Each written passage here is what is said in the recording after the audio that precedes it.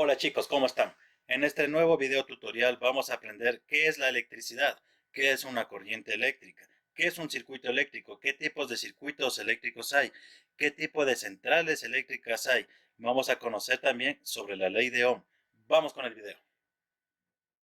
Para entender qué es la electricidad o la corriente eléctrica, lo que primero tenemos que saber es qué es un electrón. Pues un electrón no es más que un tipo de partícula subatómica que presenta carga eléctrica negativa y que se encuentra orbitando activamente el núcleo atómico, compuesto por protones y neutrones, que presenta a su vez una carga positiva. Los electrones juegan un rol esencial en determinadas fuerzas y fenómenos físicos de la naturaleza como la electricidad, el magnetismo o la conductividad térmica. También debemos conocer qué es la corriente eléctrica. Lo que conocemos como corriente eléctrica no es otra cosa que la circulación de cargas o electrones a través de un circuito eléctrico cerrado, que se mueve siempre de polo negativo al polo positivo, de la fuente de suministro de fuerza electromotriz. Pero ¿todo material es conductor de corriente eléctrica? Pues no, Steffi, no todo material es conductor de corriente eléctrica. Hay tres tipos de materiales que los vamos a ver a continuación. ¿Qué son los conductores? Son los materiales que permiten el movimiento libre de electrones, por lo que se utilizan para crear circuitos eléctricos. Algunos de los metales más usados como conductores son el cobre, el oro, la plata, el aluminio y el hierro. Entre estos, el cobre es el más común por ser relativamente económico y lo suficientemente bueno para cumplir su función al igual que el aluminio. Imagínate unos cables en tu casa hechos de oro. Pero para esto también debemos conocer qué son los aislantes. Los aislantes son los materiales que no permiten a los electrones circular libremente, por lo que hacen posible el flujo de la corriente eléctrica. Los aislantes se utilizan para cubrir un elemento conductor de electricidad. Así puede resistir el paso de la corriente a través del elemento que alberga y mantenerlo en su desplazamiento. Algunos materiales aislantes donde los átomos no ceden o no reciben electrones son el vidrio, la cerámica, el plástico, la mica, la goma, el papel, la madera, entre otros.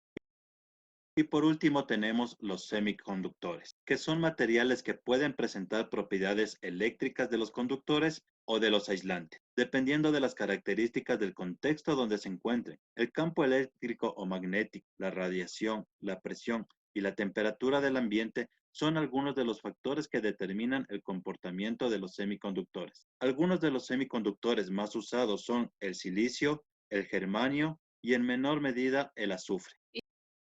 Y la energía eléctrica puede transformarse en otro tipo de energía. Por ejemplo, se puede transformar en energía mecánica, como ejemplo un ventilador, una licuadora, una lavadora. También tenemos la energía lumínica en un foco, la energía térmica en un horno lo podemos ver y la radiación del microondas también cuenta como energía. Ahora pasemos a ver qué son las centrales eléctricas y cuáles son los tipos de centrales eléctricas que tenemos. Pues las centrales eléctricas son instalaciones que consiguen convertir la energía mecánica en energía eléctrica a partir de fuentes de energías renovables o no renovables. Esta electricidad se transporta más tarde por el tendido eléctrico, abasteciendo a la industria y a los hogares. En función de la fuente de energía que utiliza para producir electricidad, una central eléctrica puede ser. Hidroeléctrica. Almacena grandes cantidades de agua mediante presas y embalses. La deja salir con fuerza y aprovecha la energía mecánica del agua para mover turbinas. Otro tipo de central eléctrica es la térmica, que aprovecha la energía calorífica que se obtiene con la combustión de algunas sustancias como el carbón o petróleo. El calor es utilizado para calentar agua y obtener vapor, vapor que mueve unas turbinas que generan energía eléctrica. También como otra central eléctrica tenemos la nuclear.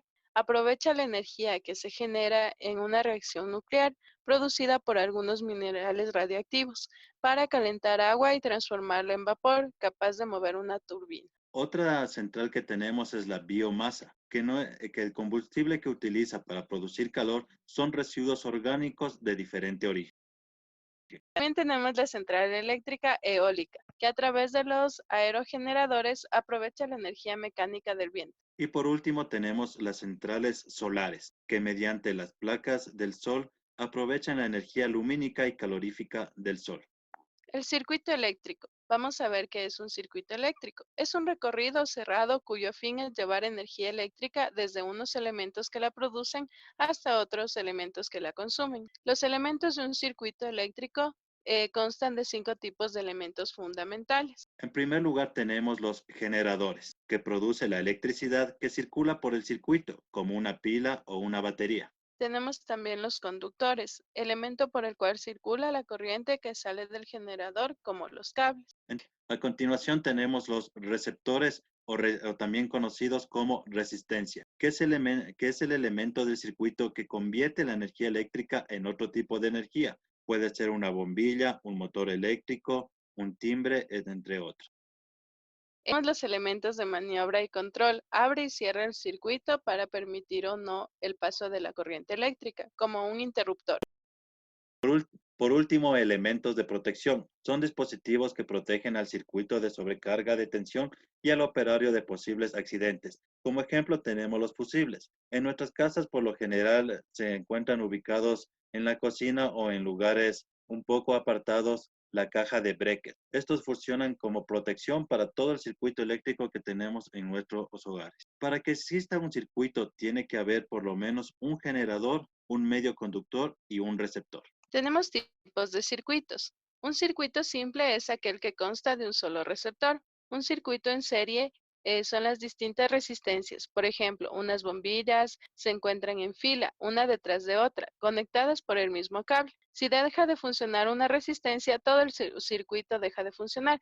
Esto lo podemos observar cuando ponemos las luces en nuestro árbol de Navidad. Circuito en paralelo. Las distintas resistencias están conectadas mediante distintos cables al generador, de modo que la corriente eléctrica llega directamente a cada una. Si se funde o se desconecta una bombilla, el resto sigue funcionando. Este es el tipo de circuito que tenemos en nuestros hogares. Caso contrario, imagínate, si se quema una bombilla, no tendrías luz en toda la casa.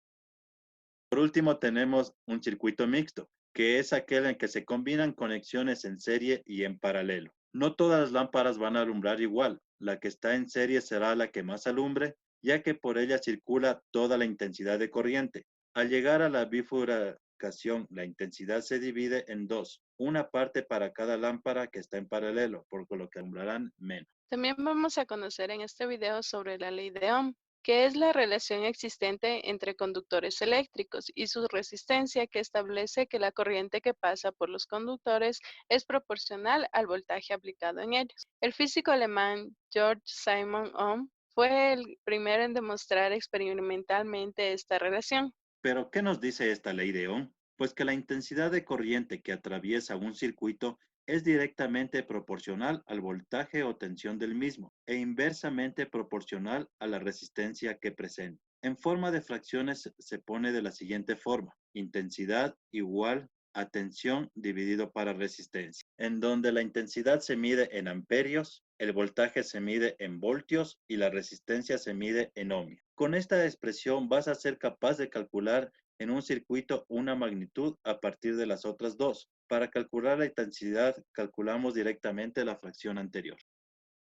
Para calcular el voltaje, vamos a deshacer la fracción, pasando la resistencia que está dividiendo al otro lado de la igualdad, multiplicando. Nos quedaría voltaje igual a intensidad por resistencia. Muy bien, Steffi. Y ahora si queremos calcular la resistencia, en la expresión anterior pasamos la intensidad que está multiplicando al otro lado de la igualdad, dividiendo, aislando así la resistencia. Nos quedaría resistencia igual a voltaje dividido para la intensidad. Para poder resolver estos ejercicios, no dejes de ver nuestro siguiente video en donde resolvemos ejercicios aplicando la ley de Ohm. Muchas gracias, profe Jairo. Qué importante es aprender sobre la electricidad. Gracias chicos, hasta la próxima.